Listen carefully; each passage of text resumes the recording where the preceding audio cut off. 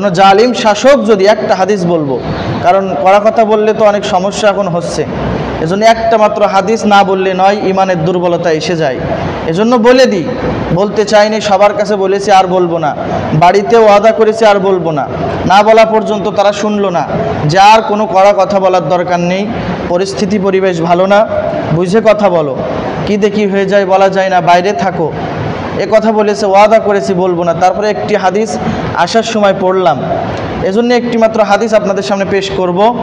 হাদিসটি হলো রাসূল করিম সাল্লাল্লাহু আলাইহি ওয়াসাল্লাম বলেছেন, কেউ যদি জালিম শাসককে প্রাধান্য দেয়, সে বোঝে যে এটা জালিম শাসক, তারপরেও যদি তাকে সাপোর্ট করে, তাকে ভোট দিয়ে জয়যুক্ত করে এবং তার সঙ্গে চলে, জালিম জেনেও এই কাজগুলো কেউ যদি করে, তাহলে তার আর ইমান থাকে না, সে ইমান হারা হয়ে যায়।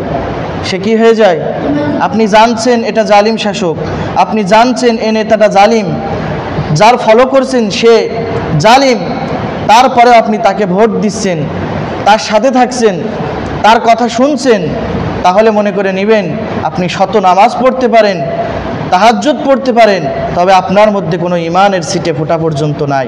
আর আল্লাহ রসুল বলেছে, যার ইমান নাই, যার ইমানের ছিটে ফোঁটা নাই, সে জান্নাত তো দূরের কথা, জান্নাতের ঘিরানও সে পাবে না। অথচ জান্নাতের ঘিরান